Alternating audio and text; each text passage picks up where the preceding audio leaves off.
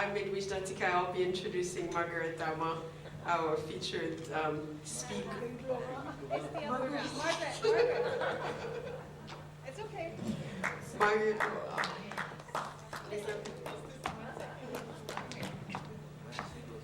Come on, there are two Margaret here.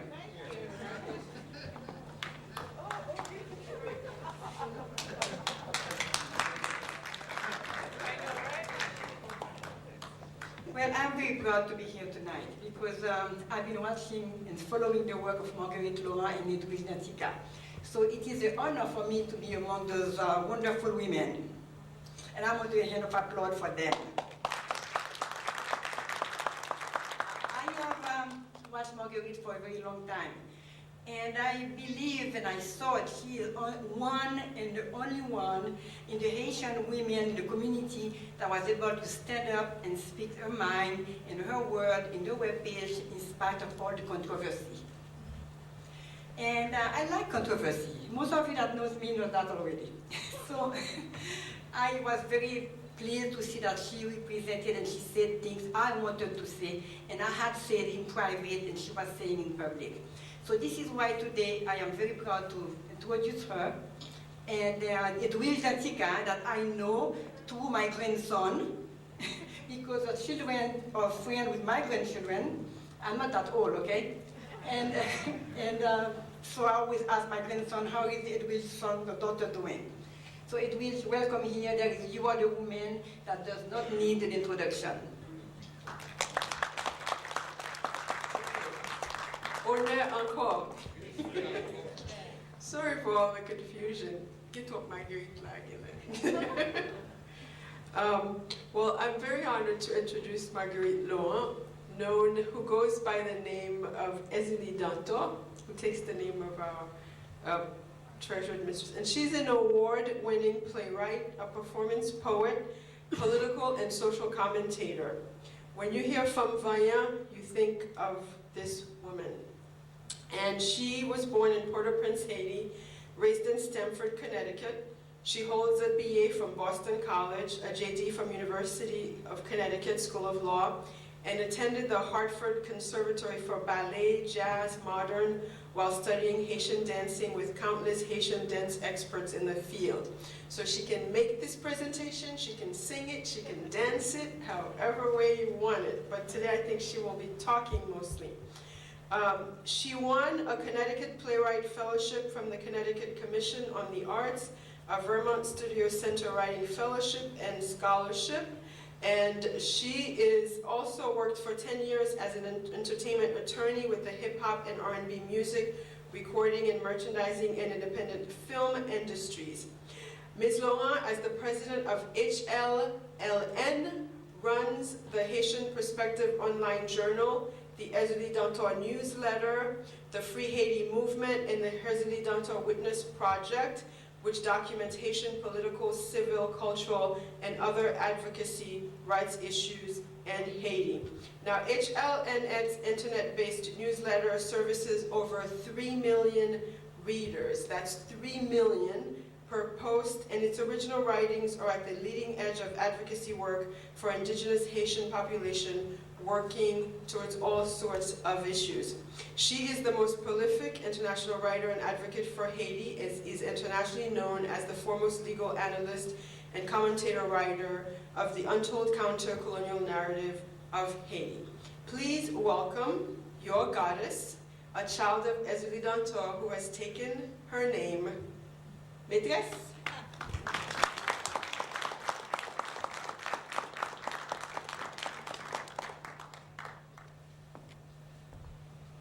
Merci beaucoup. Honneur, que j'en ai eu. Avant de commencer, il faut remercier Edwige pour grande introduction. Ça. Nous tous connaissons une femme qui écrit expérience haïtienne, le sorti en triplé et il bat tout le monde un visage de nous qu'on pas pour en quel autre côté.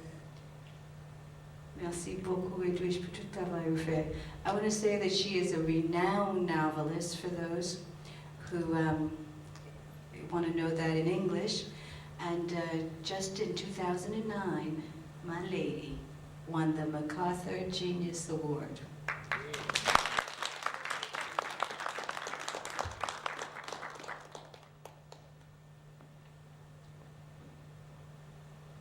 We have a few moments together, and I think where I want to begin, I have some time with you, and I want to tell you what it is like to be Haitian and indigenous Haitian, because that's what I am. And all of my work stems from the fact that I remember the ancestors, and always remember the ancestors. So, thank you. I am Marie-Sainte Dédé Brazil. France think I'm crazy because I believe Jean-Jacques Dessalines is the greatest hero to ever live.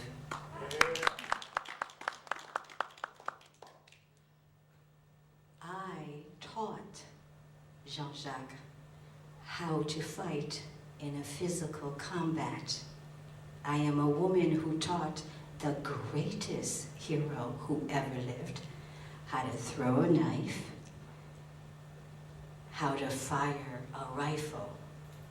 What is my name? Grande Toya.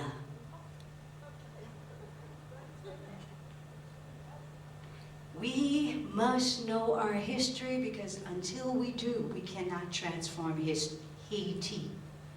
Haiti cannot be transformed if we are assimilated into another's culture that believes we are nothing. So I'm going to start this segment about Haitian history by telling you about 5 Haitian women who influenced the greatest hero that ever lived. 5. Now the first one, who knows her name? I am Marie-Sainte Dédé Brazil. I picked the scattered parts of Jean-Jacques Dessalines from Pont Rouge, and France and Pétion and all of the Haitian historians think I'm crazy. My name is Défilé. For nous nommer no yo, because Vodou, pas voodoo, vle di sacred energies, the irreducible essence of our greatest ancestors. And défilé, when a world war was going on, a world war, I want you to think about right now in Haiti, because the voice that I speak for is a voice that is marginalized. I speak for those voiceless. So in the context of what I say, it's different from what you're going to read in CNN and Fox and New York Times. They won't tell you this, but I'm going to say this. In 1791, all the nations converge on tiny, poor Haiti. All the nations of power, France, Spain, Britain, and a US blockade, they came to stop a revolution. Today, all the nations converge on tiny Haiti. All of them. You go into Haiti today, you'll see all of the soldiers from everywhere. They've brought us the UN, France, Canada. When all the nations converged and they took away Jean-Jacques Dessalines, I, Défilé, faced France, faced the mulatto sons of France. And though they call me crazy, I use the name today of Èzili Dantò. Grand Toya, défilé. Here we go. All the nations. It's 1803. I'm facing 12,000 French soldiers. I can't get out. My husband is with me. We both have our rifles. Merci. Sanit. No, actually, it's not Sanit. I'm sorry. Almost there. Almost there. Almost there. I am facing 12,000 soldiers, and there's only 1,000 Haitians. We are at Crête-à-Pierrot, and we have two, what's my name? Marie-Jeanne. Let me ask you a question. Have you told your little daughters and children about Marie-Jeanne's courage? Have you? Please do that for me today, could you? Would you tell her about our Marie-Jeanne? When the soldiers were going to give up, they're surrounded by 12,000. There's only 1,000. Marie-Jeanne, with her gun and her knife, she kept going to everyone and saying, "Get up, we're gonna fight." And do you know what? Just like today, and we're gonna do it if you remember these people. Just like today, they made a way out of no way. At Crête-à-Pierrot, Marie-Jeanne and her husband, La Martinière, somehow found a way through the massive French soldiers.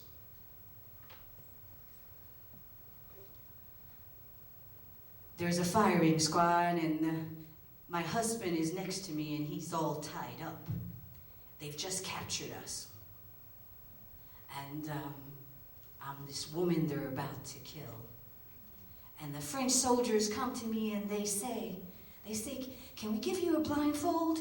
Can we give you a blindfold? Because, you know, you don't want to see your husband get shot."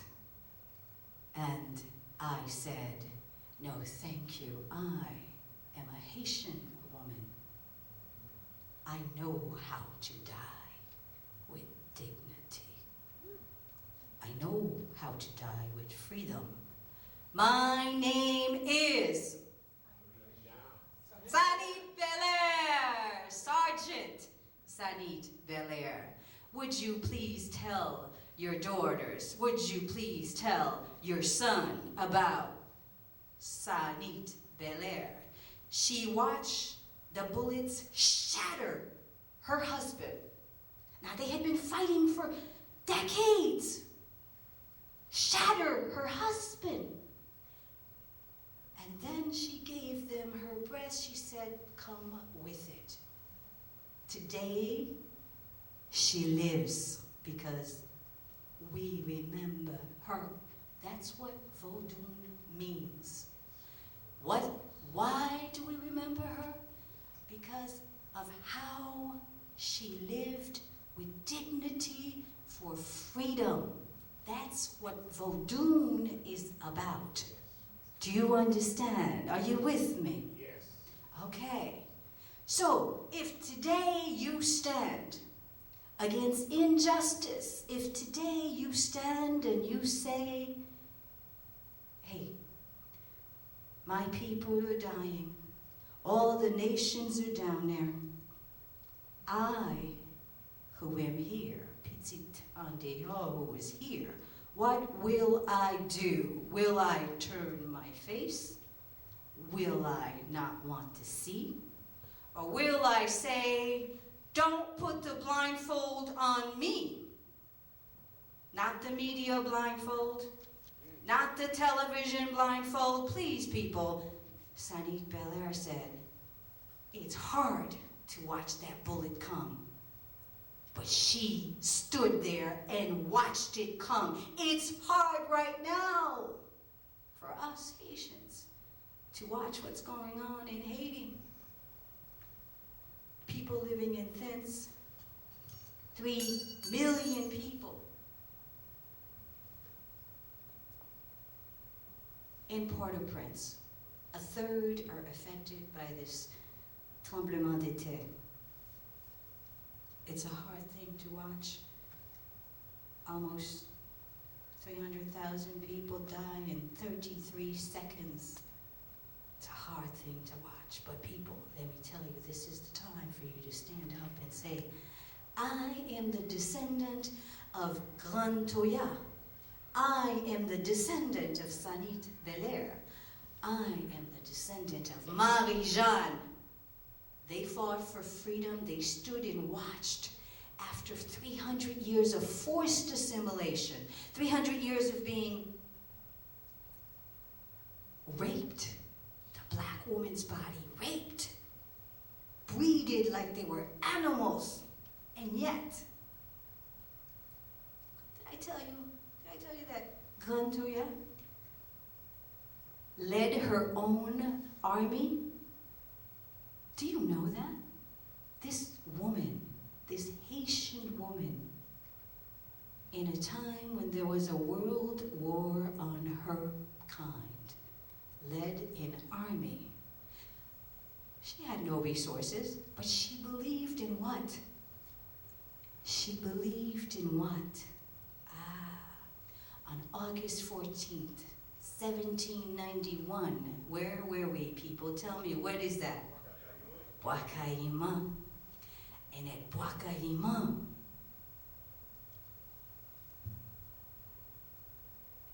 Cécile Fatima, another Haitian woman, stood up. Did you all know that there was one time when priestesses, goddesses, religious figures were all women? All women. In Vodun, it's the only one of the various ways of reaching source where the greatest of all of the spiritual masters are women. So women, Haitian women, where are you? Why aren't you touching that holy womb? Because at Bois-Caïman, after 300 years, from 1503 to 1804, after 300 years of enslavement, Bookman, as Cécile Fatima said to Bookman, she was at the time in the spirit of Èzili Dantò, the mother warrior goddess. Because before Isis, before all the Egyptians' goddess, there was Dantò, mother of all the races. And Cécile Fatima said, Bookman, you will lead my people out of slavery. And Bookman looked at all of those folks that were gathered there on that night on that hilltop at Bois-Caïman in the north of Haiti. About 200 delegations of people from all of the plantations. And he looked to all of them. These were warriors. They had fought all their lives. These were Maroons. They had fought all their lives. And he said this prayer. And those of you who don't know this is pretty much the reason I can touch my source. There's a line in this prayer that so resonated with my being that no matter how long the road has been, I keep going on, because there's a line in this prayer. It said, Bookman said to all of them, did you know there were black nations before Haiti? Did you know that blacks are original not just to Africa, but to the planet? Did you know that when you don't know, you can be forced to assimilate and forget who you are and reconcile with injustice. Bookman looked at Nago from West Africa. He looked at the nation of the Igbos. He looked at the nation of from Rada to Petro. 21 nations of black people were at Boakaima. 21 nations. Ayisyen, I am the unity of that 21 nation. In my blood lies all that unity, the diversity people talk about. Because in that 21 nations, you know, they all spoke different languages. They all had different cultures. They all had different gods. But they all came and became one. On August 14, 1791, Bookman said, Bon Dieu qui fait la terre, bon Dieu qui fait soleil, qui éclaire nous en haut, bon Dieu qui fait l'oreille gronder, bon Dieu, nous qui gagnons oreilles pour tendre, bon Dieu, ou qui cache l'ange qui a regardé nos côtés hier, où est-ce tout ça blanc yo fait nous sibi? Dieu blanc yo mande crime. Bon Dieu qui n'en nous, bon Dieu qui n'en nous vle bien fait. Bon Dieu pas nous qui si bon, qui si juste, lui ordonner justice, c'est lui qui a ba nous assistance, c'est lui qui a aidé nous, c'est lui qui a conduit bois nous pour nous remporter nous la victoire, nous fait pour nous jeter. Dieu blanc qui soif de l'eau dans les yeux. Écoutez-moi la liberté qu'a chanté l'enquête. And everybody answered. Écoutez-moi la liberté d'être sorti dans terre. He basically said, the God that's in me wants to do good. This is Vodun. The God that's in me wants to do good. The gods of the white man requires crime. Now, I don't have to explain to you why he was saying that, right? He was enslaved, and they told him it was because of God and his original sin, and there's hell, and there's heaven, and there's, Jesus, and there's, oh my goodness, all of those concepts that our people did not know anything about. But all they knew was all of it equaled the liquidation of their capital for profit, the fleecing of their lands, because they would get the Bible and the missionaries would get the land. So that was the first liberation theology that comes out of this culture you come from. This is yours. And some of us are trying to buy other things. And in my humble opinion, until Haitians understand, there's a La Prière Guinéenne that's called Marguerite. It's Margaret. It's La Souce Moins Poilée. Vous songez? La Souce Moins Poilée. And this prayer, something really interesting. If you want to know what Haitian culture is, listen to the La Prière Guinéenne. Listen to the Haitian prayers. Because when I was trying to think of how I'm going to start Haitian history here and come to today, I thought to myself, La Souce Moins Poilée. Somebody say that to me. Say it in English. What does that mean? La Souce Moins Poilée. What does it mean? La Souce Moins Poilée. Yes. Back to my roots. Yes? Literally, it's going back to that spring head. You see? And this is why they haven't been able to conquer Haitians. Because, I'm going to tell you a secret from a vaudouist, okay? Don't tell anybody I said this. I'm défilé, they already said I'm crazy, right? Might as well go for broke. La source moi pour aller. How do you get there? How do you get to la source? How do you get to your source? Do you have to go through Jesus, Allah, or prophets? Vaudouists say there's something you have to do. What is that? I kind of found it in that piece of La Prière Guinéenne. Because at the very end it said, Mwen toune te talan de l'eau. Men poko rive, faut me saluer. Right?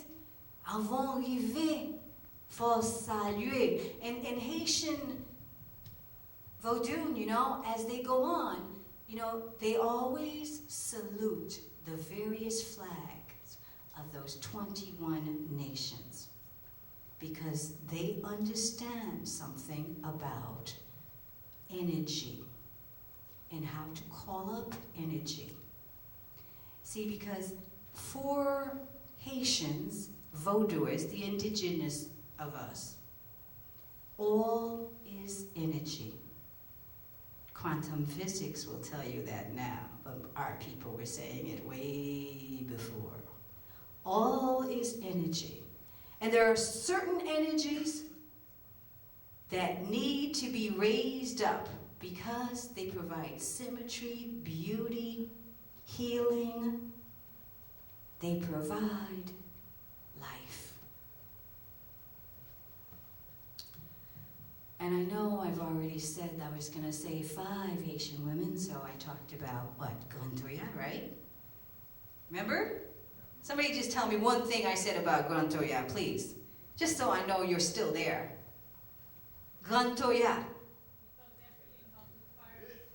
There you go. Okay, Marie-Jeanne. One thing about Marie-Jeanne from anybody. Exactly. Okay. Défilé. What does she do? All right, okay. Now, Sanit, Bèlè. Yes.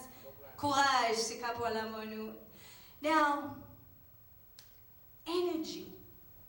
What does that mean when I say that all is energy and there are certain energies that our ancestors have basically commanded us to raise?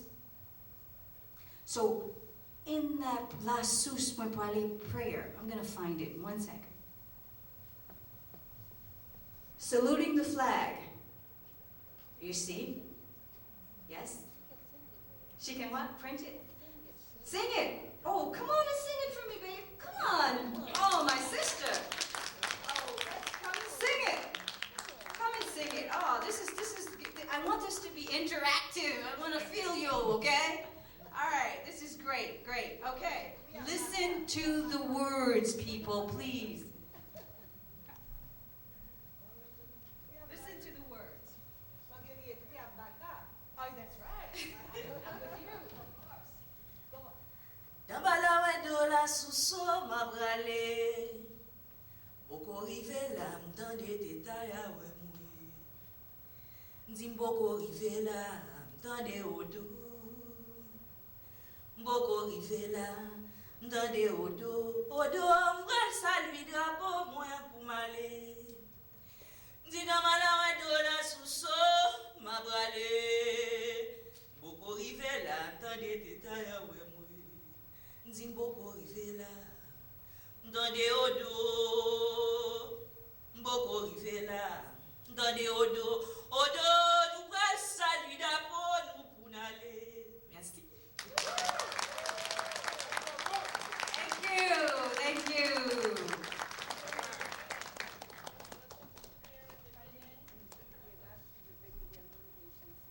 Ingrid, yeah, hi, everybody. Thank you so much. Oh, I'm so happy when I meet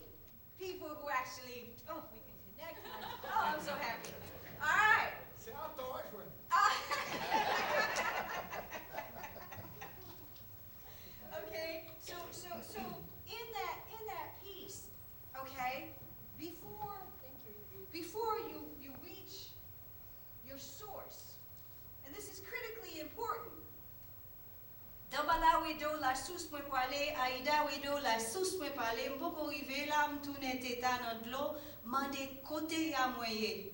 Mpoko rive la, mtande odo, mpoko rive la, odo, avant male. Odo mwen poil salye drapeau.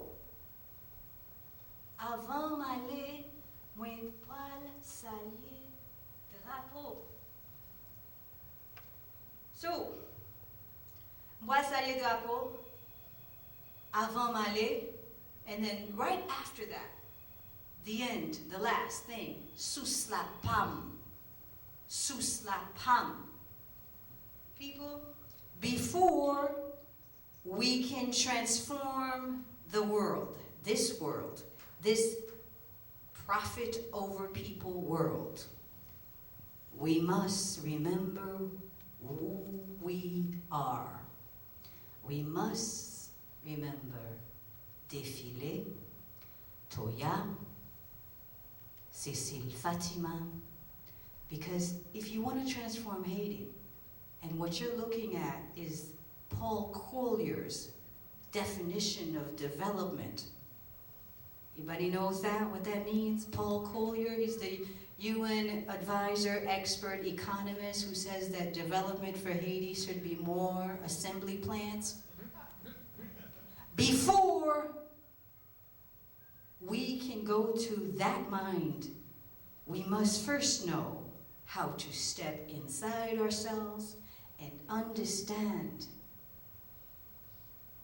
who we are, what we are, how we came to be, and why this world so needs Cécile Fatima, Grand Toya, so needs the courage of Marie-Jeanne.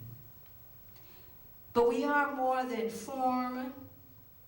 We are more than form. We are, paradoxically, form and non-form. You see, because we are form and non-form, what you see in front of you can't be transformed until you connect with your non-form. And that connection, that paradox, is what Cécile Fatima did, what this last woman did. You see, we are the amalgamated tribes from Rada to Petwo. We know who Papa Legba is. He unites divergent points at the crossroads. And it is our job to unite all that other noise that's destroying our people at that crossroad and figure out a way out of no way. Let me tell you a woman who did that. Even when I study her life, I don't know how she did it.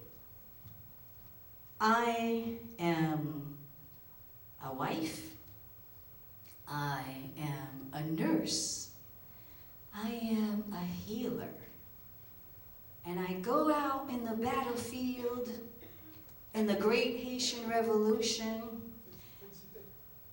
Yes. You didn't even let me finish. All right. She went out to the battlefields. And she did not just minister to Dessalines' troop. She also ministered to Pétion's troop. Everybody knew, Pétion was fighting for the French, right? All right. So she ministered for the French at the same time. They both stopped the fighting because of this woman. Now, don't you want to be that woman? I mean, I want to know more about how she did it. How could one woman stop two fighting forces? How? Can you be Marie-Claire, heureuse, félicité, bonheur? Can you be her? And shouldn't you be telling your daughter, your son, about this Haitian woman? She did it. We have something. We have a model. But I'm going to tell you something else. I mean, I still don't understand this, okay? She married the greatest warrior. She, a pacifist, married a man whose weapon was his life, whose people, their weapon was their life. But she, in the midst of all of this inferno, she did this. She united some paradoxes. Oh my goodness. How did she do that? What I'm saying, why am I saying all this to you? I'm saying it's not all one thing or the other. We had Marie Claire Worse. And guess what? She said to Dessalines, this greatest hero who ever lived, who this fiercest of soldiers, you know, you ain't bringing those weapons in my house, right? And you know what? He left them outside for love of his wife. How is that possible? And why don't they teach you about Marie Claire Worse? Now, they want to tell me, CNN says, you know, those Haitians, they don't like their children so much, they put them all in slavery. You know, we got to go down there and take some orphans and give them a nice life. Because, you know, those Haitian women, you know, she doesn't know Marie Claire Worse. She doesn't know Toya. She doesn't know Sanit. She doesn't know any of these people because they still live. They just don't have a voice, people. They're waiting for you to help them get a voice. They're there.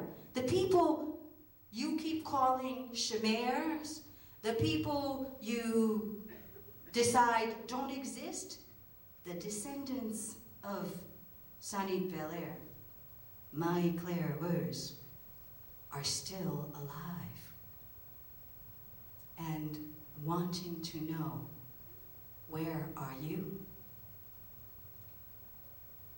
Before you reach your source, you must somehow salute them. Salute them. Pay respect. You know, when Edwidge came up, that's what she said. Honneur et respect. Something that we always have as a people. Because it means so much in the metaphysical world. Because it's what you are lifting up matters. What you allow inside your body in terms of which television show you watch, all of it, people, matters. So if all we hear every day is that Haiti is the poorest country in the hemisphere, those people are progress resistant. I think that was some guy at the New York Times just recently said that. His name is David Brooks. I'll call out his name. He said we were progress resistant. So, I'm here to say something to you. The idea that we are progress resistant, the idea that we enslave our children, the idea that we're violent, the idea that we have no history or culture to mention is used to divide you, is used to allow others to make money off of you. And I'm going to get to the part where I go through the specifics of that, because it's critically important that you understand that. It's critically important. You know, when I was coming here, somebody was saying, oh, you know, it's not going to be an audience that's going to really want to know what you're saying because, you know, you have the name Èzili Dantò, and, you know, you represented Aristide, and, you know, you represent those people in Cité Soleil when nobody else was representing them and giving them a voice, and so you're not going to find an audience here.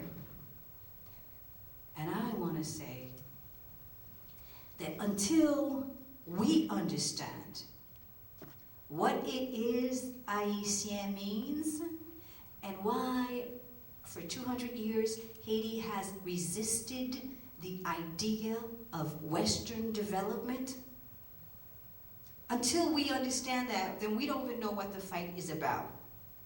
So, a couple of things. When Madame Sarah in Haiti takes her wares to market, you see. And there's all of this informal economy in Haiti where, you know, people are always working. I mean, they're always doing something to make a living, right? I mean, in Haiti, they're not sitting around saying, I'm waiting for my unemployment check. They're out there trying to find a way to make a living. But this informal economy that we have, the one that makes me be here, you see, because, you know, c'est petit paysan, right? C'est ti l'argent pa yo qui fait comme la jodi a.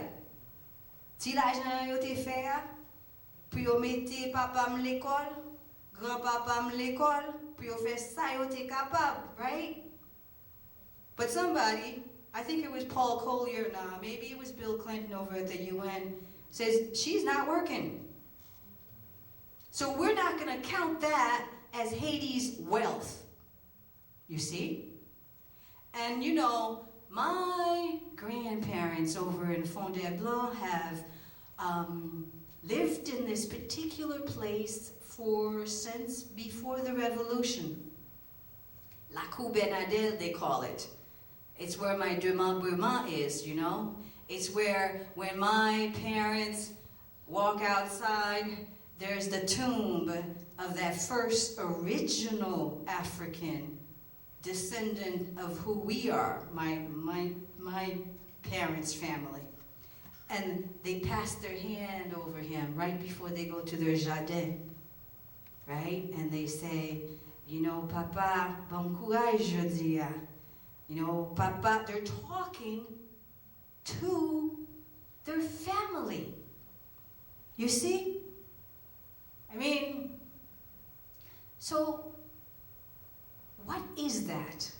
That idea that there is a laku there, my people have lived there, they have lived off of the land, but according to Paul Collier, my people have no assets. So we're the poorest in the world. And there's still today no Haitian economist who's going to stand up and say, your definition doesn't connect to my reality.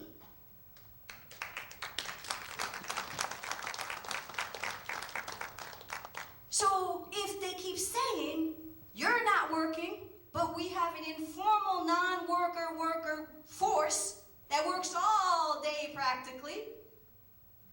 And if they're not counting the land that my grandparents have lived on as assets, but they count theirs, if Marriott goes to Haiti and picks up a piece of property, all of a sudden, you know, they've got assets in Haiti, but I've been living there and I've been in that laku, I own nothing. And when they are calculating their GDP, they will not calculate my land. They will not calculate the informal sector. The only thing they calculate is, do I work at 25 cents an hour for their switch shops? That's development. What we need is for you to help define what we are, because when they define what you are, then you are the poorest in the Western Hemisphere. What does that mean? That means no white man owns anything in Haiti. Period. That's what that means. If they don't own it, it don't exist. So when real estate people, economists, when are you going to start talking back here for your people? When are you going to say the Western economic system doesn't define my grand, and current reality? You see, because I have land and I work. Those are assets.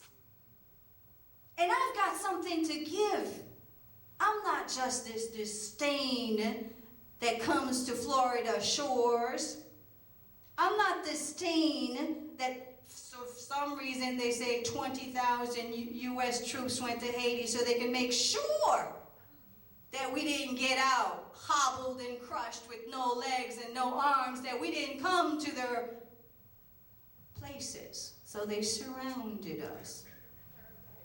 So who amongst you are going to speak for the people in Cité Soleil and Bèlè and say, or the people in the 80% of the Haitians living in the rural areas who actually have assets, but they're not being counted in this system? What is being counted? Let me tell you. $3.05 a day for an 8-hour day is what Mrs. Clinton, Secretary of State, says is their humanitarian reconstruction plan for Haiti. Okay? So, what they want you to do is to work for these plants. And the thing is, this is like rerunning to the bottom. Because, you know what? Even though most Haitian intellectuals are not giving voice to the Haitian reality, Dred Wilmer did. Even though most Haitians, intellectuals and school Haitians, are not giving voice to what's happening in Cité Soleil, those people in Cité Soleil are doing their best to tell you, we don't feel this is correct. Those people right now, in 2009, when there was this wage fight, you guys remember that there was the Haitian Parliament wanted to bring the minimum wage to $5, right? You remember that? Well, the people who were working at those factories said they wanted to support that $5. Where were you? Why weren't you supporting them? Who were you supporting? Clinton? Mrs. Clinton? Mr. Clinton? Paul Collier? Ban Ki-moon? Ban Ki-moon? Si c'est Ban Ki-moon ça yon ap fait, pep nou ap kontinye péri. Right? So, we have an informal economy, we have the richest culture that is a development asset that denied bourgeois democracy, that has the unity that never wavered. Yes? That starts with le marasa, le mo, le mystère, and you're going to tell me I'm poor. Well, you know they ain't going to say it to me, but... All right. They're going to tell you you're poor. Can I take this? I'm sorry. You know that I'm like a dancer. I can't stop moving. I apologize. So this is what they're saying to me. I'm poor, right? Now, $5. The Haitian Parliament passed it. They said, listen, okay, these people should at least be making 63 cents an hour. Now, we live in the Western Hemisphere, everybody. Everything in Haiti is imported from the Dominican Republic, from the United States. We don't manufacture zilch, nothing. So you're buying at U.S. prices. You're making about 25 cents, even though, I mean, the reason I say 25 cents is this. The parliament and the Haitian oligarchy, the ones that make 9-10 million Haitians all become rest avec. And I always say this to the newspapers when they, because every few weeks or year, every few months, CNN, NBC, Fox, they will do an expose about how those poor little Haitian children are rest avec, how Haiti has slavery. And of course, you know, I'll send them a letter. I mean, I've got a form. It's true. And I'm going to ask you all to send them a letter. It's on my website. Okay? Domestic labor is in every poor country. Why is it that they call it slavery only in Haiti? Now, I think it's horrible that young Haitian girls under 10 have to not go to school, have to become domestics. And as a lawyer, I have worked all my adult life to try to change the system in Haiti.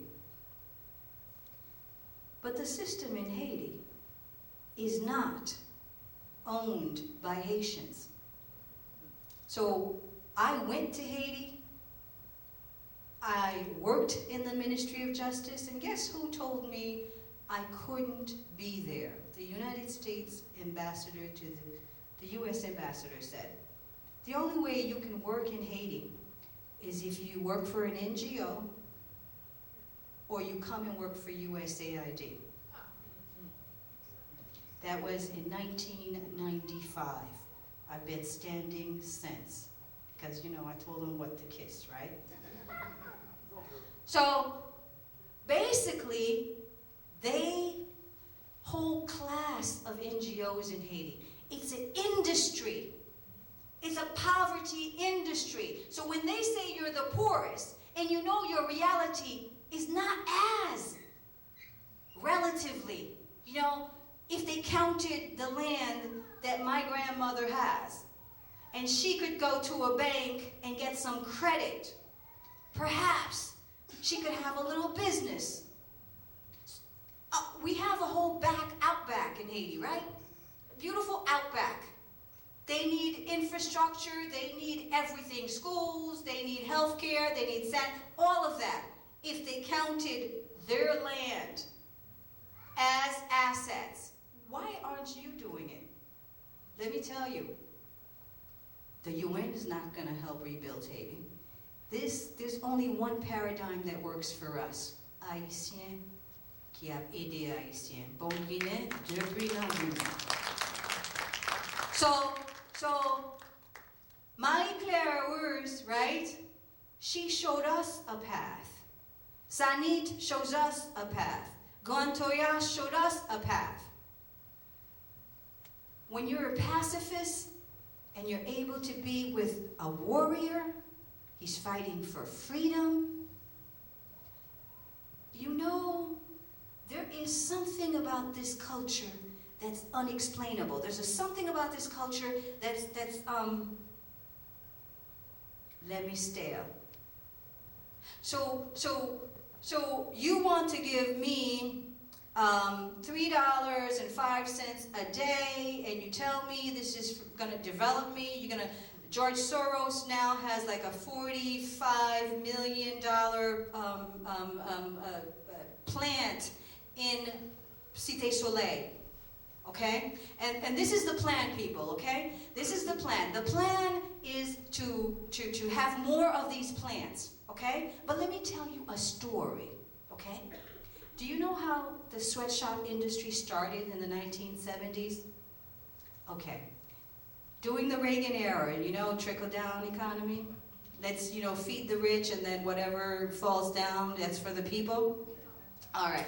But basically, okay, during the baby dog area, we had, this is why Cité Soleil is where it is. You know, we had this duty-free. And they want to tell you that this is important. And the reason why I'm saying this is, people always say, why are we so poor? Okay? Why are we so poor? I don't need to tell you about the independence debt, right? Because you know that for 122 years, Haiti had to pay France back for the property that France lost when we won in combat. And that property happened to be my grandmother, right? And your grandmother, and your grandmother, right? Did you also know that it was 10 times the amount that Jefferson paid for the Louisiana Purchase? 10 times. So, you know, this was total mafia embezzlement. So why we are poor? Anybody ask you, you say, because the reality I live is not the reality that is told. And I live this: independence debt, financial colonialism, Pepe education that makes forced assimilation and tells me I can't respect Èzili Dantò's mythology, metaphor, because you know there's a great guy who said, if you want to change history, you have to change the metaphor. So if the metaphor is, because we're a black country, we can never develop, then you'll never change history. Because that's what is being promoted over and over again in the name of Haitian. So at the Haitian Lawyers Leadership, our specialty is the counter-colonial narrative. We say the name of those 5 women. We say what bourgeois democracy is. You see, bourgeois democracy is what is prevalent in the Western world, in the whole world right now. Bourgeois democracy. That is a time and space. It is where we live, where extreme liberty, extreme wealth, extreme beauty lives in the same space as rape, oppression, tyranny, mostly black women, black children, black and brown oppression. That's bourgeois democracy. You see, like I can go to New York on 72nd Street or 5th Avenue, and in the midst of all of those limos, there's a guy sleeping with a cardboard box over his head. There's a homeless person, and nobody sees it. The first time, I was very young. When I saw this, I was like, something is wrong here. I'm watching Gone with the Wind. And they look so beautiful, these white people, right? I mean, and then when I got to college, right, I realized the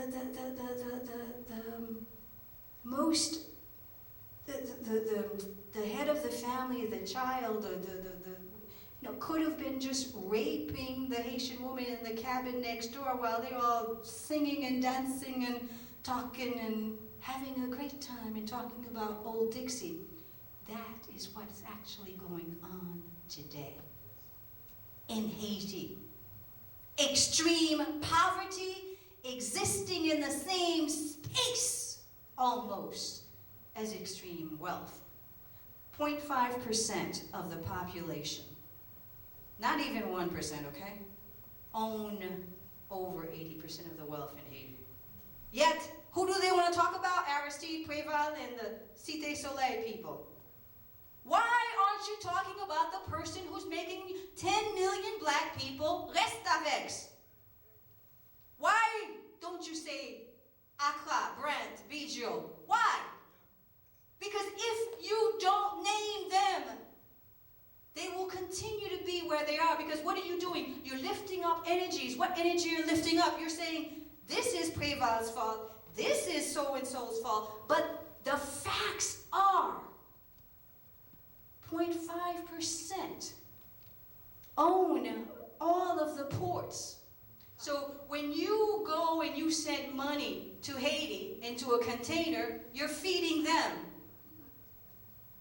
When they have to buy rice in Haiti, you're feeding them. And guess what? Even there's a time when Préval said he was subsidizing. He said, I was clandestinely subsidizing fuel and food. Can you imagine a president says, I have to do it clandestinely? Because according to the United States, Haiti cannot subsidize food because the IMF, the World Bank, have this policy called neoliberalism. So in addition to the sweatshop, it's called the DEF plan. That's the people of Cité Soleil. Those are my intellectuals, the ones I follow, okay? They give me the words. The DEF plan, they call it. Because why? Because, I was just about to say to you that we have, when they do those sweatshops, and you get $3 a day, and they say it's on an 8-hour day, the thing is, you're not working 8 hours because you're doing piecemeal. And when you're doing piece work, it takes like 12 hours. So if you divide 12 by 305, that's where you get the 25 cents, okay? But in essence, it's 38 cents that you get for this thing. But you're buying all this food that you can't buy that food because it's too expensive now. But what I'm saying, when I say that we are reliving something that we already lived and that the sweatshop started in the 1970s and 1980s, and that it was in Haiti the very first time when they put these sweatshops in Haiti, okay? But what happened was, taking factories out of North Carolina and bring them to Haiti, where you're just, giving them 20 cents, whatever it was back then, okay? At a certain point, that started in Haiti. Then you have the other Caribbean nations, they want to be expensive now. But what I'm saying, when I say that we are reliving something that we already lived and that the sweatshop started in the 1970s and 1980s, and that it was in Haiti the very first time when they put these sweatshops in Haiti, okay? But what happened was, taking factories out of North Carolina and bring them to Haiti, where you're just, giving them 20 cents, whatever it was back then, okay? At a certain point, that started in Haiti. Then you have the other Caribbean nations, they want to, corporations, okay? Has fallen down, totally fallen down, okay? Because the Chinese compete, because, Nixon opened that market, The American corporations, they have no loyalty of, they're like, money is the currency, right? So they're down there bringing all of the corporations, okay? But the thing is, China now has become an actual competitor. And China today is, okay? I'm Haiti, okay? This is the Haitian map, right? Right here, Mole Saint Nicolas. Right here is Cuba. Right beneath my feet is Venezuela. Okay? Cuba, Venezuela. Two countries who have fought the United States in terms of not applying neoliberalism. What does that mean? Really what it means is you're a criminal if you decide that you're going to have universal health care for your people, literacy, and you're going to use the assets of your country for your domestic development. Let's understand this, okay? So when we understand that, then we understand why President Aristide was taken down twice by Bush the father and then Bush the son. Because it wasn't about him being a criminal in the sense of doing harm. Because the most important legacy of impunity in Haiti is that 0.5%.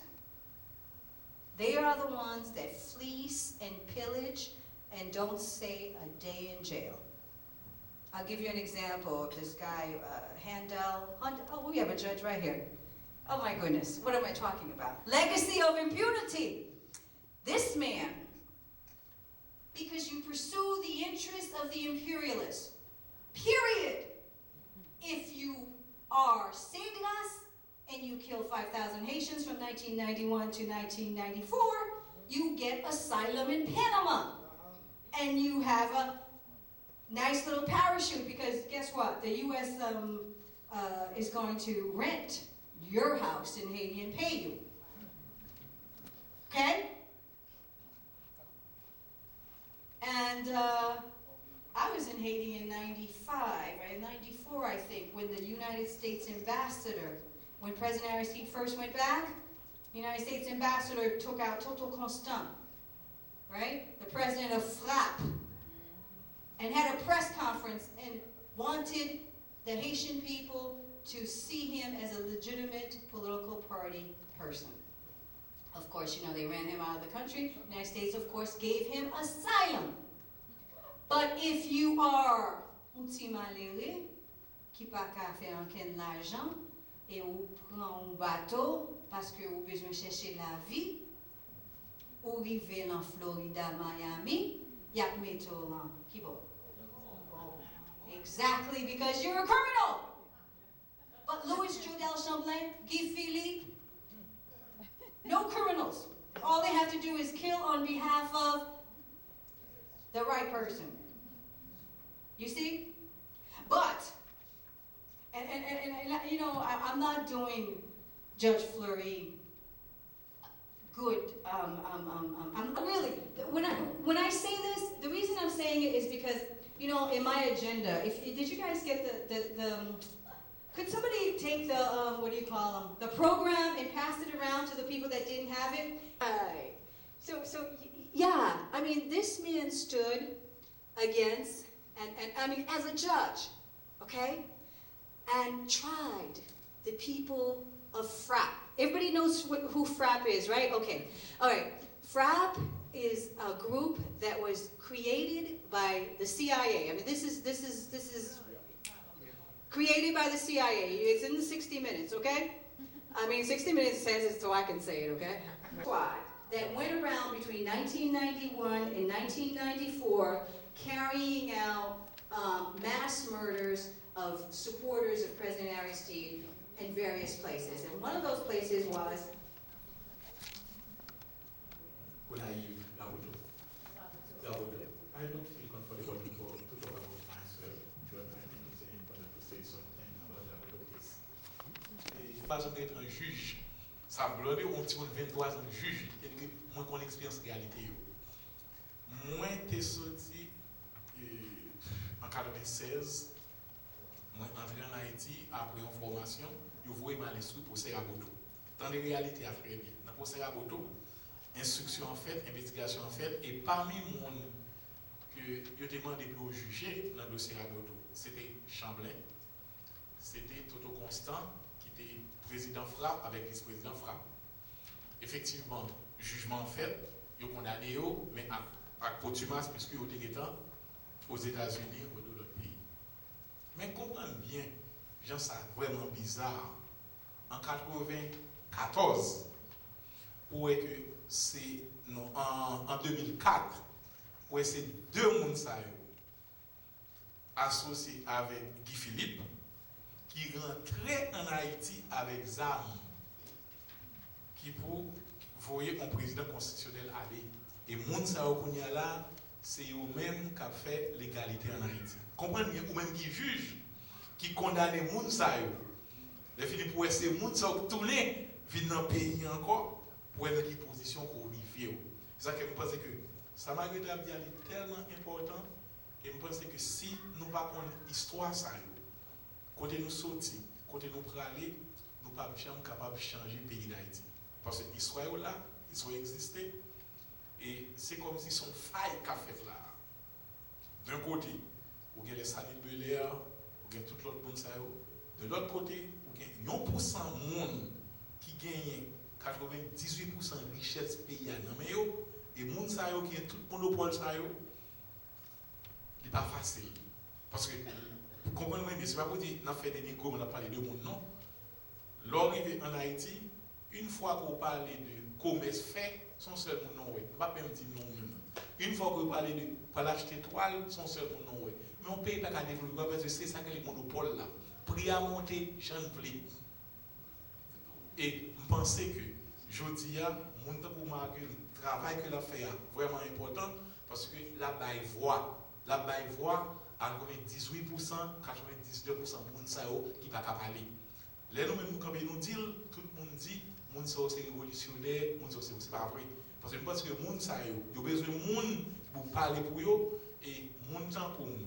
Moun de comme Marguerite qui parler pour yo parce que maman c'était pas dans ça que le pays, mettre faire n'importe qui étude qui gagne, mais c'est comment dans ça qui fait. Et je dis on permet que des moun pas qu'on c'est tout qu'on accepter avec, mais quand même permettre moi que me dire vérité Haïti pas qu'à fonctionner janvier. Haïti demande une révolution d'armes, il n'est pas capable. Il n'est pas capable de fonctionner 98% de la pauvreté net, 2% 1% de richesse pays et richesse pays il n'y a pas de façon légale, il y a de façon illégale. Les filles ou même leur dénoncer ça, ils disent comme ça que c'est révolutionnaire, c'est ok. Il n'est pas capable de faire. Parce que les dignités nous touchent, c'est tout le monde qui est touché, tout le monde qui est haïtien, on nous fait une révolution d'amour, si 4 pas rebrasser, on nous rebrasse. Thank you so much, Judge Fleury, okay? As a young lawyer, I was so, I just didn't understand. you know, there's like certain concepts, like freedom of religion. I mean, I thought that was true. That America would stand for the freedom of religion. I mean, you know, in 4th grade class, I pledge allegiance to the flag and to the republic, you know, for which it stands. I believed all that, and then I grew up. And in the world I live, in the Haitian reality, the one person, one vote theory doesn't work for us. The freedom of religion thing doesn't work for us. The if you kill somebody, you go to jail and stay in jail thing doesn't work for my people. So how do I even begin as a lawyer? Look at this judge. He tried the people who massacred the Haitian peasants in the coastal towns of Raboteau in Haiti. He tried them, right? He was the judge that stood, that listened to evidence, that found that they were guilty, okay? Louis Jodel Champlain today roams free in UN-occupied Haiti. He walks free. But the democratically elected president of Haiti is in exile. And Clinton tells you he can't come back. Guy Philippe, associates of these people, okay? Trained in Ecuador by the U.S. Special Forces, given money to come and take down the democratically elected president. Cell phone of the U.S. ambassador shows up on his phone. Yes? How does a lawyer deal with that? I mean, I am a member of the New York Bar, the Connecticut Bar, and I'm supposed to uphold justice. But for my people, right now, in the 10 cities, just in the 10 cities in Port-au-Prince, you know, I have this young group of Haitians. There's about 5,000 of them. It's like L'Avenue, I forgot the exact name, but there's about 5,000 of them. They know Haitian history. Right? Really young. They call me up, they say, Èzili Dantò, you gotta do something. In this tent, they won't give us the food unless we come to the Christian service. They say, des mon ouye si nou pa vini. N'a font ti cérémonie pour nous lever les ancêtres, pour nous demander au point moun yo qui mouri a mettre l'homme yo. They came and they, you know, threw rocks at us. So how, as a lawyer, do I say, I mean, these people, you know, I sat across from that United States ambassador, the one that will go in front of the television and say, we want Haitians to help Haitians.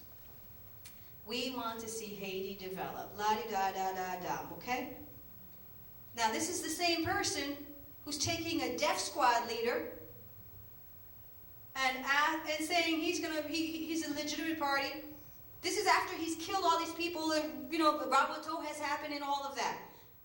Now, today, the Christian missionaries will not allow my people to worship Cécile Fatima, Toya, Èzili Dantò. They won't. They say that's where the devil, that what we believe in makes no sense because it makes no sense to them.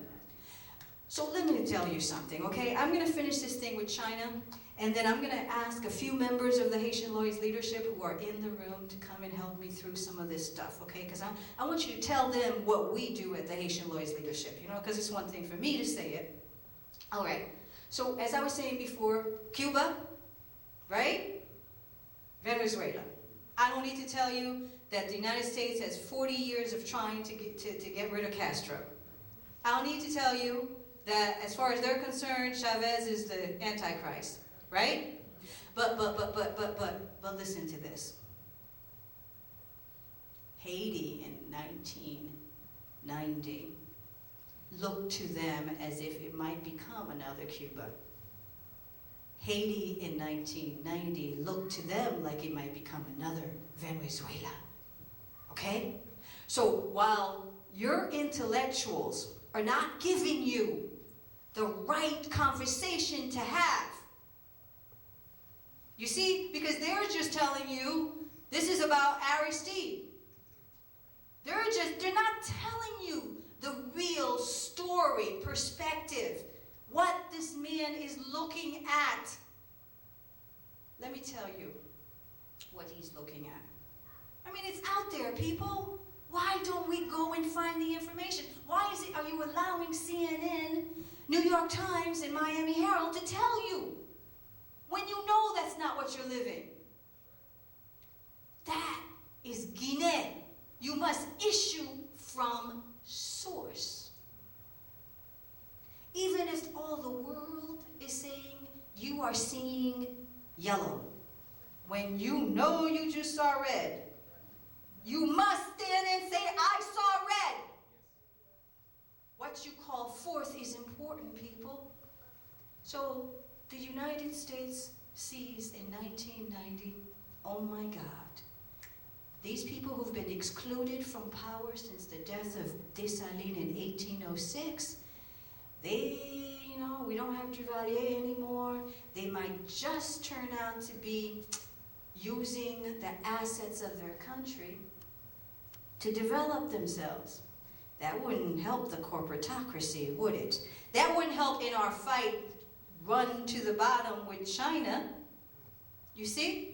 Because, if you read Paul Collier's piece on Haiti, when he came out and he said, I think for the reconstruction of Haiti, we need to have more assembly plants. Part of what he said was, it will make us competitive with China. All right? Now, what does that mean, Ayisyen? It will make us competitive with China. 2 billion people, we have 10 million people. Hello? They have excess labor, a whole lot of it. Okay? How do you connect those two things? We live in the Western Hemisphere. They live in Asia. Do you understand? In the Western Hemisphere, we import everything. So they're saying to you that this is what this means. And you know what? He's talking to all those UN Haitians that have 3 PhDs, right? I don't got no PhD. I'm like, excuse me? Competitive with China, Haiti. I'm like, we buy food, and this is about my development. It's always about my development. It's always about my better good. It's always about humanitarian aid. They hide behind this humanitarian aid stuff, right?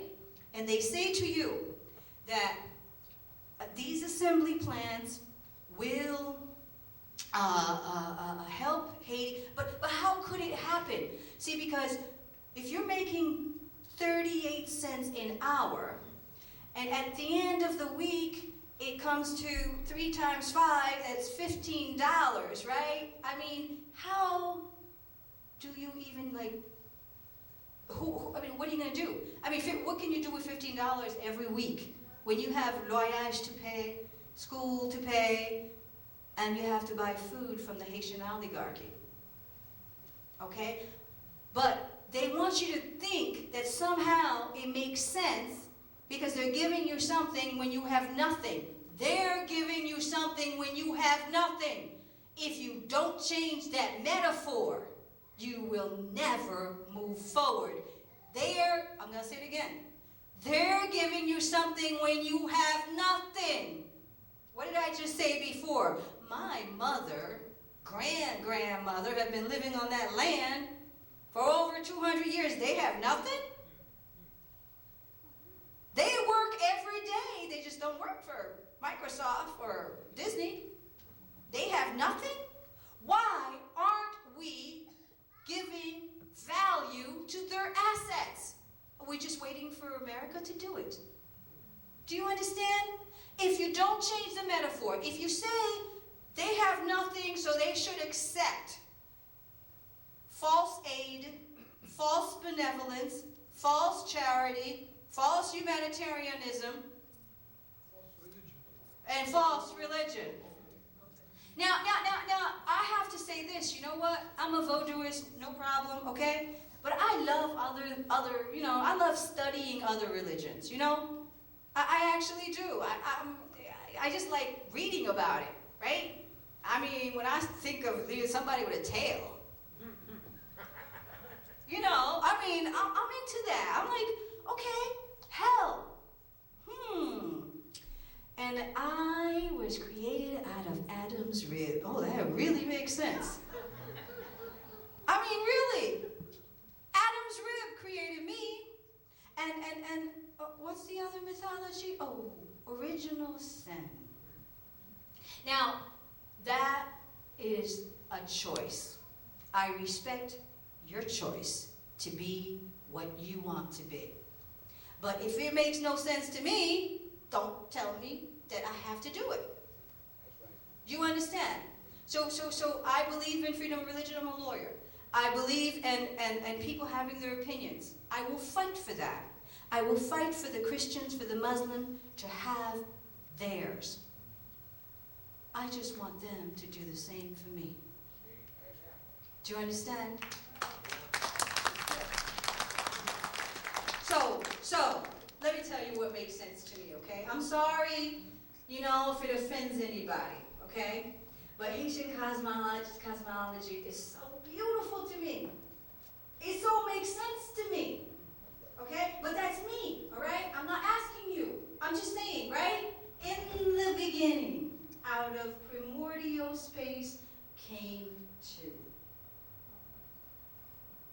Out of primordial space came two. Inhale, exhale, contract, release. Came two. Male, female, yin, yang, le malasa.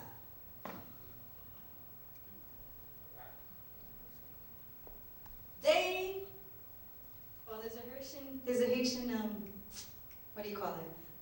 Parable, allegory. What?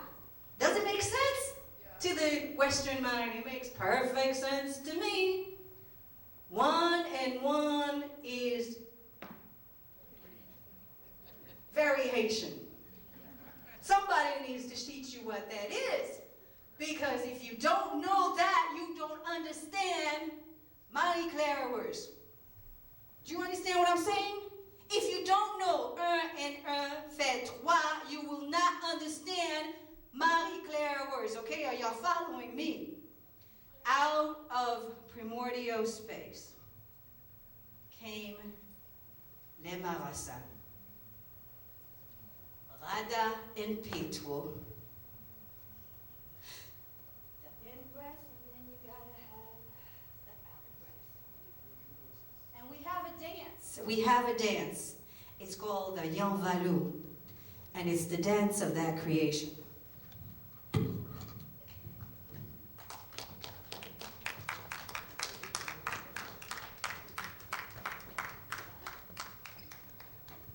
I can do my own music. I know, I see a very, very good Haitian dancer in the room, so, you know, I'm gonna ask her if she would just come up for me. Please, please, Nicole!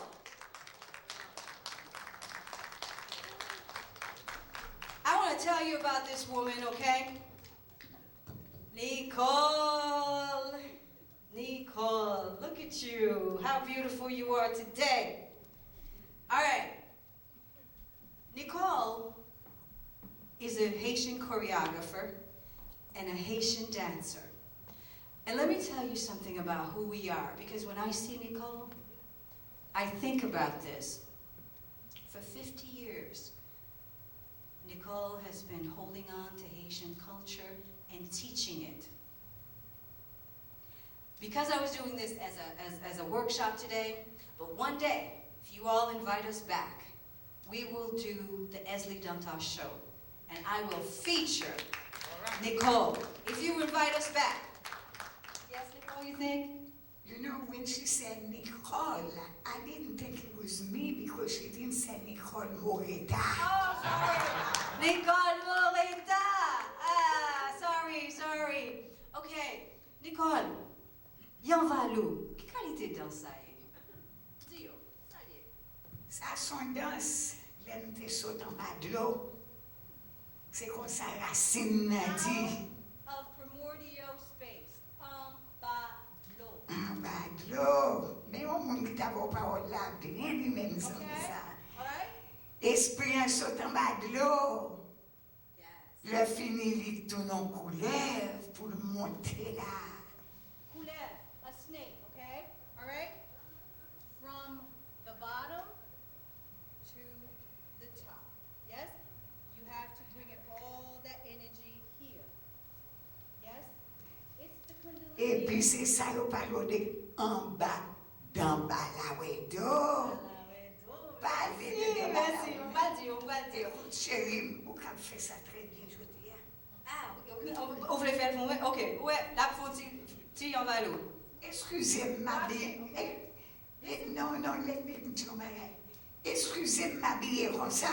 Je vais mon job, je dis, comme chauffeur. No. No, I mean it. I drove a limousine, je dis. Yes, I am. Un special chauffeur, je me dois habiller comme ça. Pour aller chercher le juge. L'hôtel. Son pas ta cabane, mais pas de gens, vous comprenez? Mais je n'ai pas éclairé comme ça tombe à de l'eau.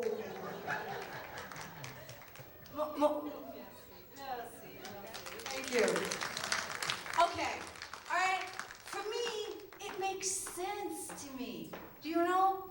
When I was like learning Haitian dance, and they did that movement, that primordial movement, that out of en bas de l'eau came creation. En bas de l'eau is that space where all our ancestors rise and fall. It's where all that is, will be, are. And when we say, because you know when Haitians talk, they're talking on 3-4 levels, okay? All right? So they want to tell you that, you know, we're poor. We talk on 3 or 4 levels. So if I say, un et un fait trois, I am always talking also about this, okay? Out of primordial space came Le Marassa. Le Marassa eventually died and had children. No, excuse me. Le Marassa had children. So, Le Marassa. The children died and became Les Morts, right? Because it's Le Marassa, Les Morts, et Les Mystères, right? The twins, the dead, and the mysteries. This is Haitian cosmology, okay? And I think it's critically important. When they're saying we have nothing, that we can articulate what we have. You can still, I love the Nazarene. I really do. I like the story of Jesus. Why, personally, do I like the Nazarene? Because he was equitable. He liked justice, and he said, you know, his number one rule was love. I like that. I call on the Christ, but I'm a voodooist because I remember Cecile, Fatima. But I call on the Christ. But I'm not into Catholic religion because, you know, just a little aside, you know, I've represented 2 very famous Haitian men in my life. President Aristide and Father Jean-Just. Both were priests.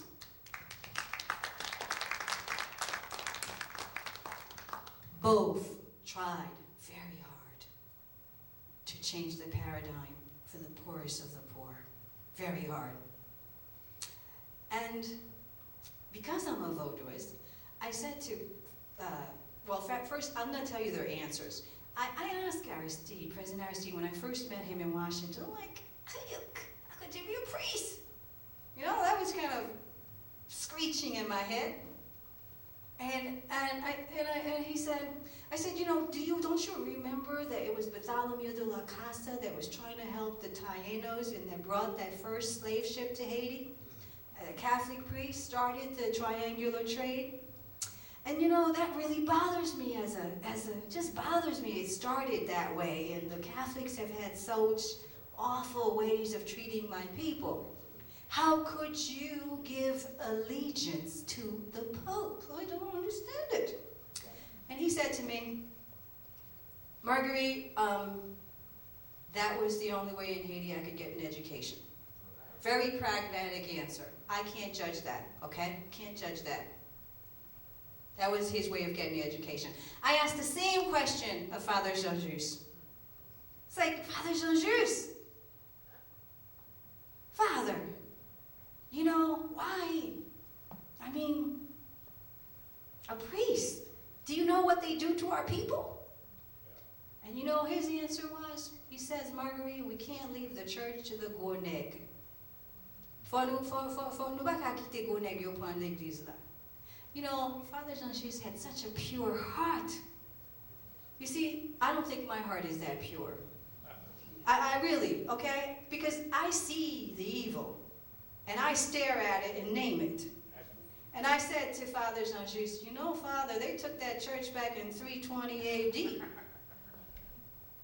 at the Council of Nicaea. When Rome decided it was going to adopt Christianity. They took it back then, thousands of years ago, Father Jean-Just. It's like, Marguerite, we're going to take it back. I'm like, that's a dream, okay? I mean, that's the impossible dream to me. See, I live to show the way. But that's okay. I respected Father Jean-Just.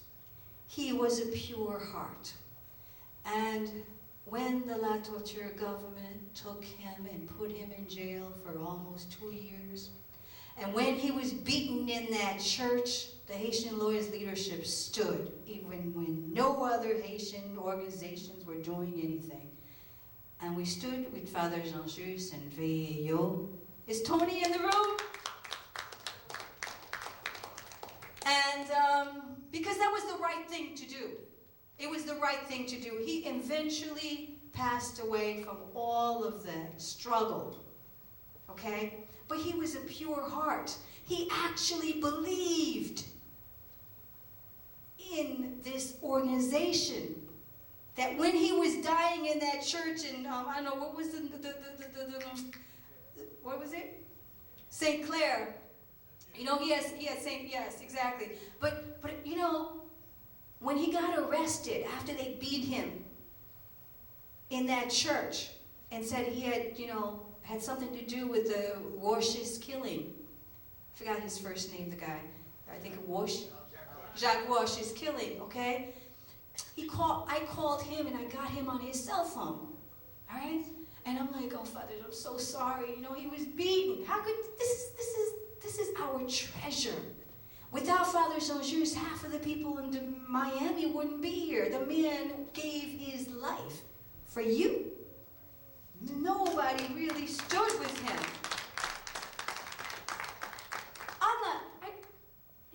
He said, I said, what can I do for you, Father Jean-Just? He said, call the nuncio. He said, call the nuncio. I'm like, the nuncio probably put you there.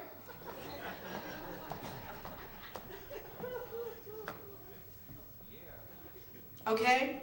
So, I fight with people with this mindset. In the network, there's a lot of different people in the Ezili network. We all do what we can with respect to how our internal fabric is. My internal fabric is one. Father Jean-Just was another. And I wish I was that pure. But I was like, ew. I called the nuncio, though. Even though it did hurt, it did grate my nerves. The man never answered the phone call. But I did it because Father Jean-Just asked me to do it. And I always say to people, It's okay to suffer the humiliation of your people. That is the greatest honor I've ever had. Because I think, what is it that we can give? We have so much. I was given so much. So yeah, you know, Father Jean-Just, when La Torture was killing all those people in Cité Soleil, he went to the best of his abilities. Even though the Marines came, the UN came, and they were shooting at those folks, and everyone knew you can go into those demonstrations and you're going to die, somebody's going to die, and somebody did die at each of those demonstrations. But he led that demonstration. He stood when all of the so-called PhDs at the UN we're talking about Collier's development for Haiti that's running to the bottom and trying to be like China. Father Jean-Just stood with those folks. So if he asked me to do something, I mean, of course, whatever you need, if I can, to my abilities. So that's the sort of energy you want to live up. That's the sort of person you want to talk to about your children about. So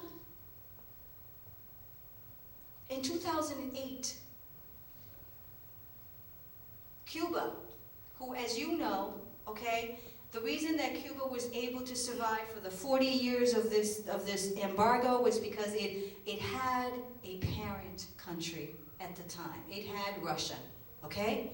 We have no parent, okay? But Cuba did. It had Russia. But then with the fall of the Berlin, with the fall of the wall in 1986, things got bad for Cuba, okay? Because that embargo, you know what that embargo means? They can't go out and trade. They can't leave the island. It's like the embargo they had on us for 60 years, from 1804 to 1965, until the United States recognized Haiti when Abraham Lincoln did it in 1865. There was an embargo in Haiti comparable to the embargo that's on Cuba. And what do you think that means? That means they surround your country, and it's like you're a prisoner. You can't trade with other countries. That just kills you. It kills because you have to live with whatever resources that's inside your country. Okay? So Haiti has had to do that forever.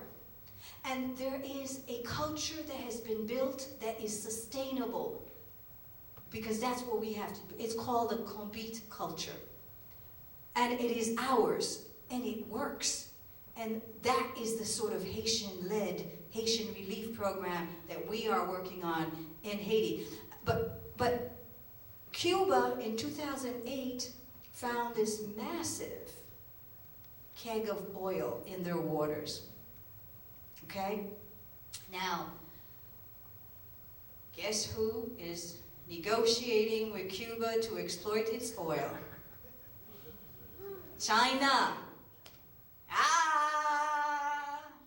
Okay? What did I say to you? Okay?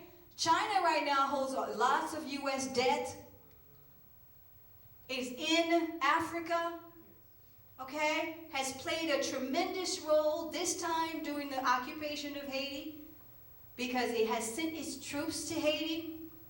So, I always say this. They say the UN has come to give us democracy, and I say, how could the UN give us democracy? It's not a democratic institution. How could a non-democratic institution give us democracy? There are 155 nations in the UN, only 5 of them have veto power.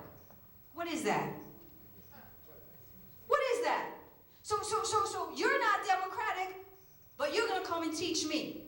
Where are the Haitian intellectuals talking about this? I want to know. Where are you? Where are the Haitian intellectuals talking about, you know what? That sort of makes sense to me somewhere. And maybe I don't understand everything about Vodun, but you shouldn't be demonizing people. You just don't know that. Just because you don't know it and you weren't taught it doesn't mean there's not something of value in it. So right now, China it's China and Brazil, I believe. Because, you know, that's one of the reasons why we have these 20,000 troops in Haiti, is because the United States had been neglecting Latin America, going to Iraq and all of those other oil wars, right? And it wasn't paying attention that Brazil was moving up. And it gave Brazil a little bite by making it the head of minister.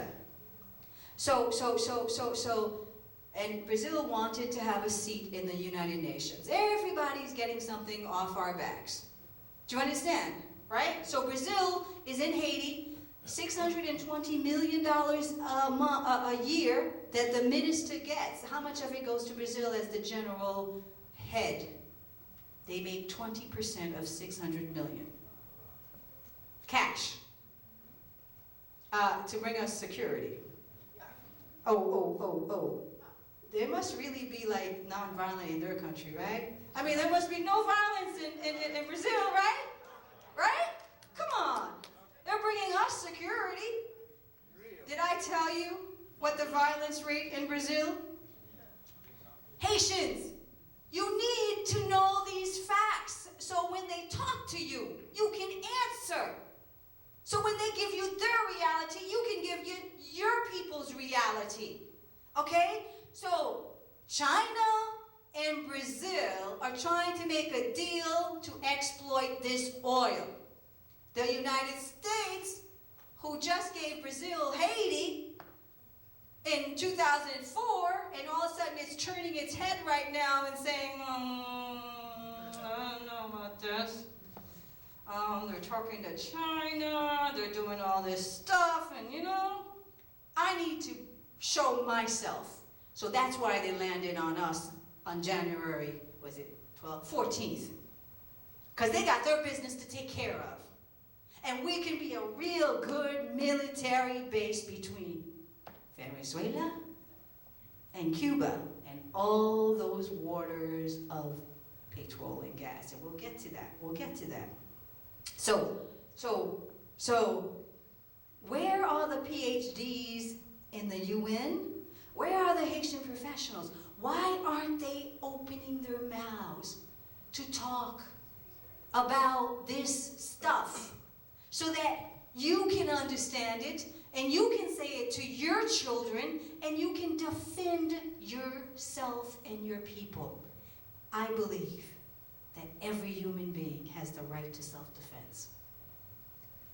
When they were killing folks in Cité Soleil in 2004, as a lawyer, I said, if you come into my house with the gun to kill me, I will defend myself. And as a lawyer, I said to people of Cité Soleil, have the right to defend themselves.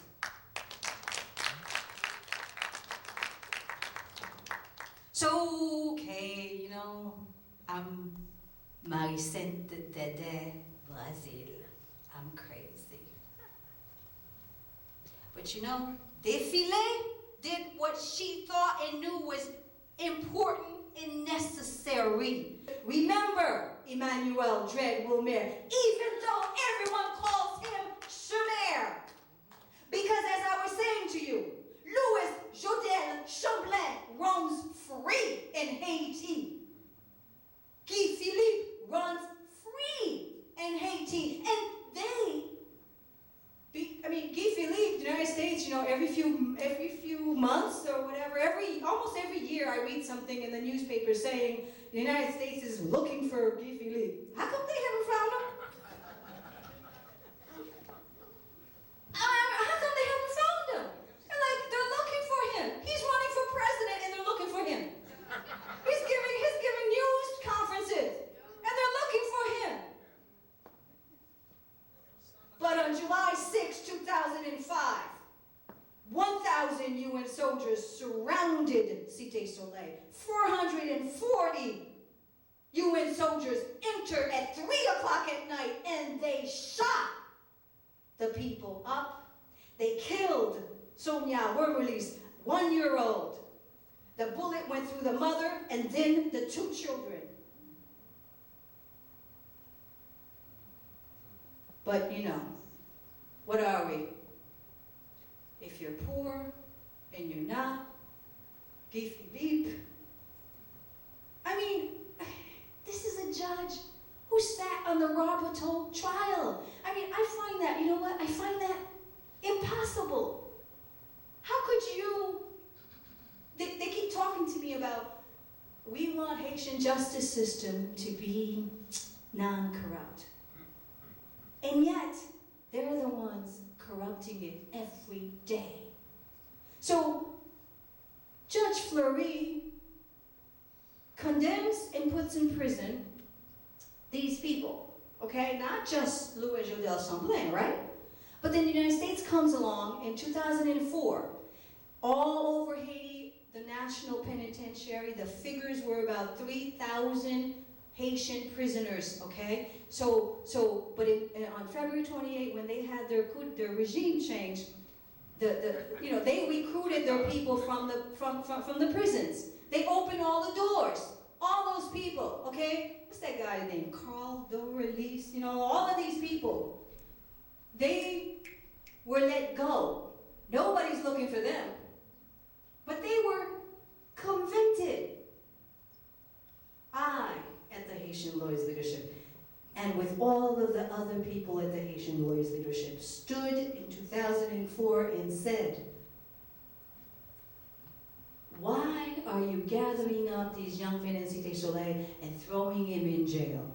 They had the power, that's why. It wasn't about justice, that's why.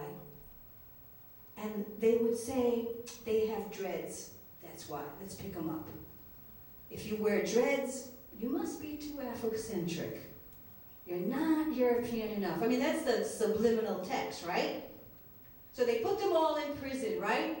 And CNN a couple of weeks ago in January, after the tremblement de terre, started talking about, 4,000 Haitian convicted felons are out. So research, 98%, 95% did not get convicted.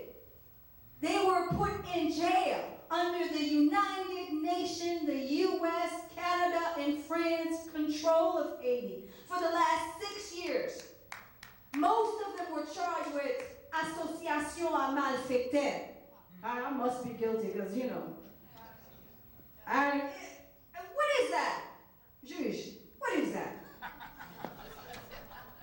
Association à malfaiteur. Y'all all been guilty. I know y'all been associated with some shifty people. What is that? It's not even, okay?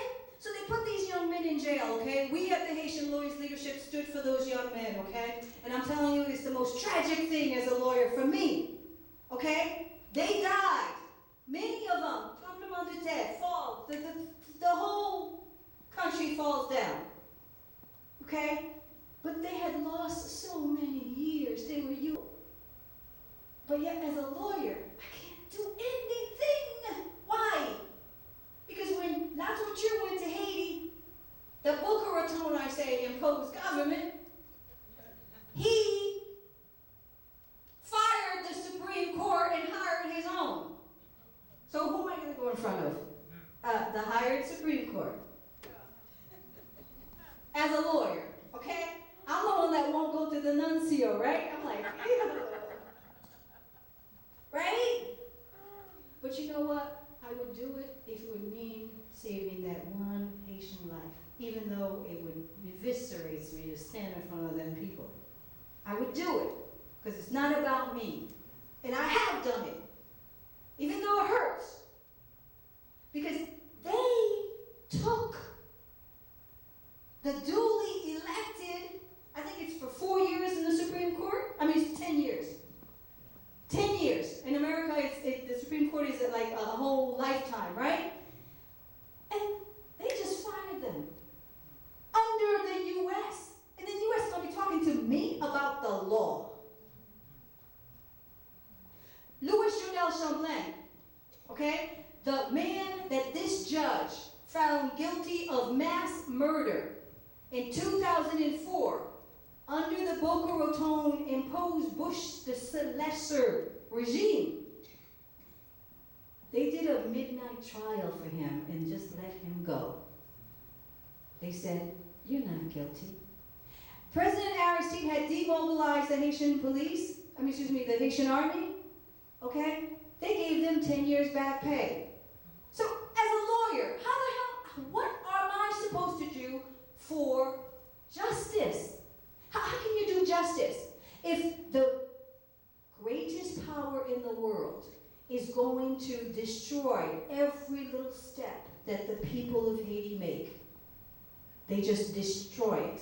And then they tell you they're about democracy. But I say, but listen, who is teaching who? So I just want to know, where are you people? When are you going to give voice to your people? When are you going to say, when the United States says, like I said, I have form letters for them right now because I'm so tired of this fight, right? Tell me, there's Restavex. I said, listen, okay? Yes, there's Restavex in Haiti, but it's Haiti, to not give them education and all of that stuff. Because according to the 13th Amendment, right? Slavery was abolished, but there's an exception. There is an exception. In 1865, when the United States abolished slavery, there was an exception. Anybody know what that exception is? For convicted criminals. And guess who's in all convicted? You can buy your labor. Okay? They can buy your labor. So I'm always wondering, where are the Haitians? How come you're not opening your mouth to tell the UN they need to get democratic themselves? Those 153 countries, they all should have a vote. Somebody needs to tell Brazil the violence rate. They say we're violent, okay? So let's go to the facts. According to the UN, okay, I'm quoting them, okay? Violence rate in Haiti is, for every 100,000 people, there's 5 homicides, okay? The violence rate, somebody keeps telling me, especially Haitians with education, keep telling me this thing. We want to be like the Dominican Republic. And I keep saying, oh, thank you. And they never understand why. But let me stick with the violence thing. Because I want to give some time for questions and answers, and I want to bring a couple of people up. So, violence is 5.6. So for every 100,000 people, there's 5 murders. That's in Haiti. In the United States, it's 5.7. For every 5 murders in the it's 5.6 in Haiti, 5.7 in the United States, and there are some places in the United States like Peoria, Illinois, like Washington D.C., where it's 15%, 15 to 1, 15 to per 1,000, 100,000, 15 per 1,000. Okay, so it's like so much higher. Right? In Brazil, this is the country that is bringing us security. This is the country that gets paid about 120 million, isn't that? I'm not good at math, but 20% of 600 million a year. Now, they've been getting that since 2004, right? So how many billions of dollars is that the UN has been getting on our backs since 2004? So 600 million. 6 years, almost, okay? You see the money people make off of our supposed poverty? You see also that what they're saying to you is a fact, that we are violent. The only violence in Haiti that is extreme is when, normally the people in Haiti there is no violence. Violence is when they have to protect themselves because they are being attacked.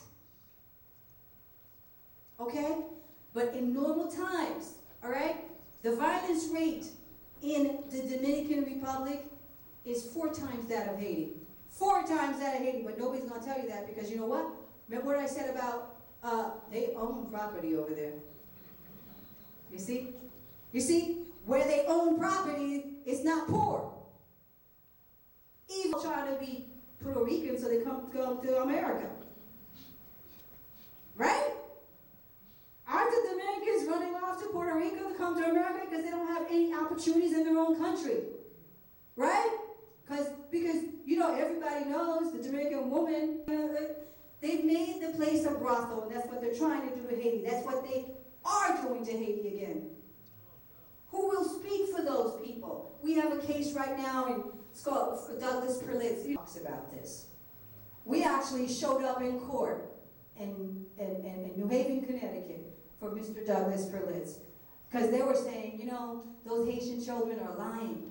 Crisis. And in this global economic crisis, there's no jobs. People are losing jobs everywhere, including in the assembly plant. So they're making money building all of this assembly plant in Cité Soleil. Where are they going to find the corporations? Because the assembly plants are going down. Really, what they're doing. I have 3 handouts, okay? I really want you to look at those handouts because they substantiate the stuff that I'm talking to you about. They're in the back. One is about the sweatshop hoax. The other one is about how the NGO in Haiti, this NGO class, is about underdeveloping Haiti and making money, grant money, thousands and thousands of money. I'll give you one example. You know, Port-au-Prince fell down in January 12th, right? But qui c'était qui était tombé en 2004 et encore en 2008? Exactement. Guanaïve tombé 2 fois. Entre 2004 et 2008, the big organizations, they raised, you can check this, they raised almost $3 billion to reconstruct Guanaïve. Guanaïve is still underwater, still, la boue. They make money off of this idea that we're poor. They make money off of this impoverishment. Okay, so read that piece, okay? Read the NGO piece, and then read the oil piece. I'm not going to say much about it because, you know, we don't have time. And if you have me back, we will concentrate on just, like, there's all of this stuff that I put down, the history, the Haiti's riches, the legacy of impunity. But there's not enough time, people, because I have some specifics to tell you. Like 52.2 is the violence rate in Brazil. 52.2! And they're the ones giving us security. They need to go give themselves some security. Yes. Okay. All right. Please, could Dr. Shield please come up? Ralph Sherizal, if you're in, please come up. Tony, please come up. I think I have everybody. Did I see? Oh, and Ben Dupree, please come up. These are folks who actually, I think they can take.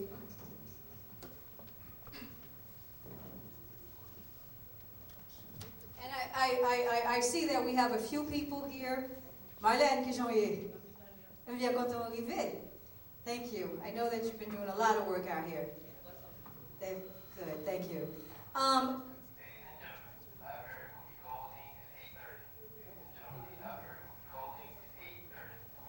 Okay, that's not for us, right? Okay. All right, so, okay, everybody, this is Ben Dupree. Ben Dupree is, he was under President, he really doesn't need any introduction. Mr. Dupree was the roving ambassador under President Aristide. I have known him to be a very progressive individual. He is one of the people, as I say, that articulates for the voiceless, the things I'm telling you right now that you see that's not articulated. And then we have come up. Hey, how are you? Ralph Cheriza. At the Haitian Lawyers Leadership, I've worked with Ralph in various capacities, but Ralph runs the Haitian Student Union, and you know, what we are is a network. We are more than lawyers, because as you can see, right, I couldn't use my legal skills in Haiti. This judge could not use his legal skills because they just threw it away. So what happened is I started the Haitian Lawyers Leadership in 1994 as a lawyer's leadership. That's another story, I'll tell you to you some other time. But the bottom line is, I realized that we had to counter the narrative. And so, as a writer, I do that. So the Haitian Lawyers Leadership is a network of lawyers, it's a network of students, artists, anyone who wants to belong and who wants to give words to our reality. Okay? And Ben gives word to our reality. Ralph gives word to our reality. And I have actually never met Dr. Jill, right? Yes? He gives word to our reality. And I just want them to perhaps tell you a little bit about our work, and then you can start asking questions, right? We have about 30 minutes. What do we have?